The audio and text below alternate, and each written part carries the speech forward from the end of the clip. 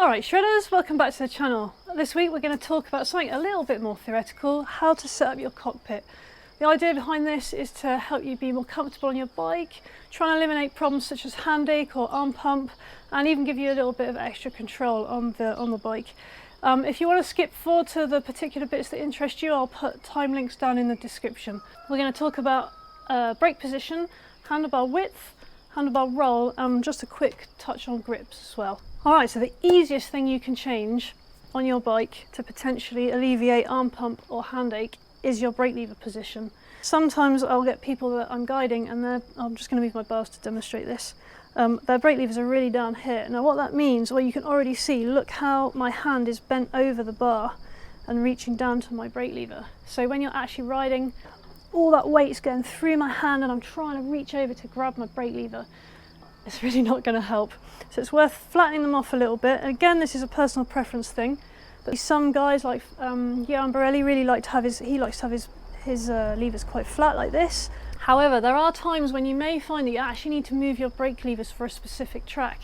Years ago I raced a UK downhill national at Llangollen on the steep track, which is really steep, and I did need to raise my levers up like this because I was so far off the back of the bike so that I could reach my levers without having to kind of reach around the bars like I was talking about a moment ago. It can be track specific and then you might want to put it back to your usual position afterwards. Another one with brake levers which can cause a bit of arm pump or handache is the distance from your grip to your brake lever. So if it's too far and you're really having to reach for the brake lever, your hand is going to get really tired and so the muscles in your arm here. So I'm talking about really look at just my fingertips on my lever. That's going to give me arm pump. So I make sure that my lever is nice and close in. Let's show you on the front one because I don't have to wind it back in. I've got my finger really curved right over the lever there, so I can just pull on it. It's right there ready to go. Now some people don't like that because look, it comes really close to the grip. So again, it's personal preference, but if you've got your levers wound out really far, it can be worth bringing them in a little bit just to try and help alleviate that arm pump if you have that problem. And then finally with the brakes, your position on the handlebars to the left and right will dictate where your hand is on the grip. So if you want to get the most out of your handlebar width, you need to make sure your brake lever's in the right place. So it's worth making sure that where's your natural place for your finger to wrap around that brake lever, that is actually the end of your handlebar, and then moving this in and out as appropriate. And it is also worth mentioning grips. So I run a pair of ODI Uri grips, O-U-R-Y.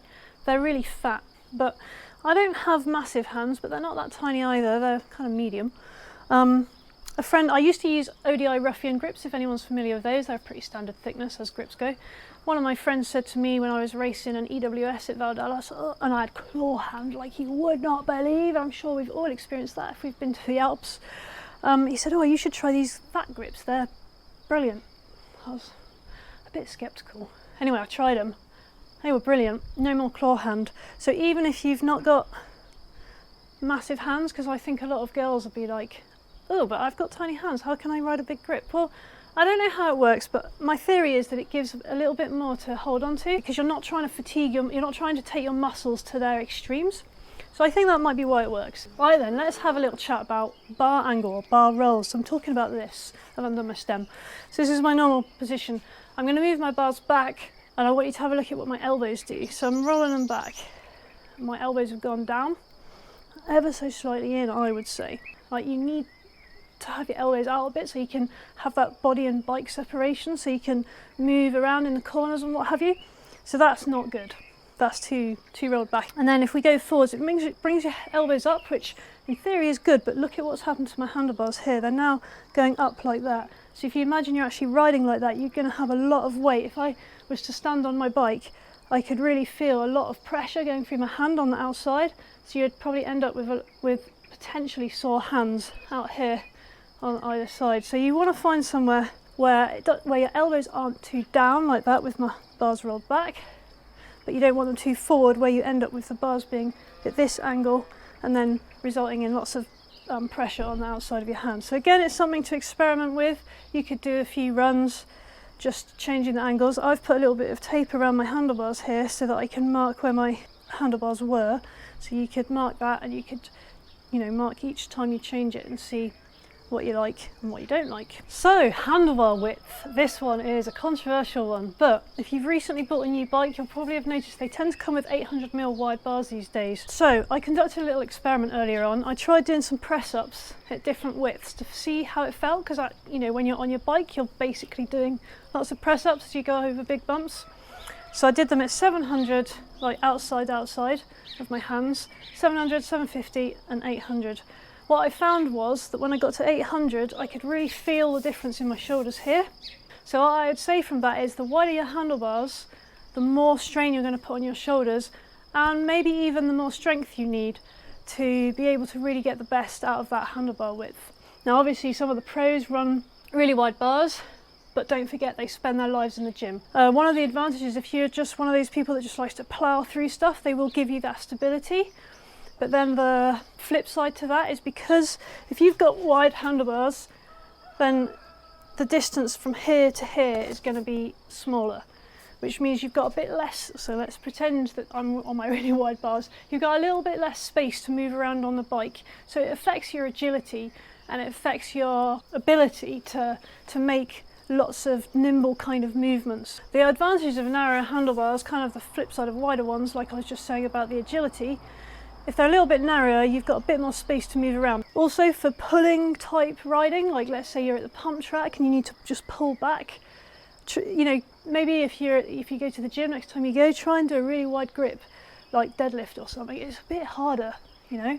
So pulling, jumping, hopping over a log on the trail, it's going to be a little bit easier with slightly narrower handlebars. But this is a personal preference thing. So you just want to go out and, you know, try out different things. You could just move your grips in and do a few runs at each width and see if you can even feel a difference. But it's something worth thinking about, because it can make a difference to your handling skills. You know, if the handlebars being wide makes it less agile, and you're trying to ride a very twisty track, like maybe one of the tracks up at the Golf Fit in Leithen. Yeah, there's a lot of turns there and it's real steep. Perhaps a slightly narrower bar is going to suit that type of riding better. It's up to you to have a try. Okay, so I'm hoping you've got something out of that, something to go away and think about. Maybe try a few different things on your cockpit to see if it helps if you do have any arm pump or hand ache problems, or even, as I said at the start, just to perhaps help with a little bit more bike control. I'd love to hear how you get on if you do go away and try a few things, so do leave me some comments below, and if you've got any questions, of course, fire away. And otherwise, if you liked the video, give us a like, and if you want to see more videos like this and more skills tutorials like I usually do, then hit that subscribe button right now. Thanks very much, and I'll see you next time.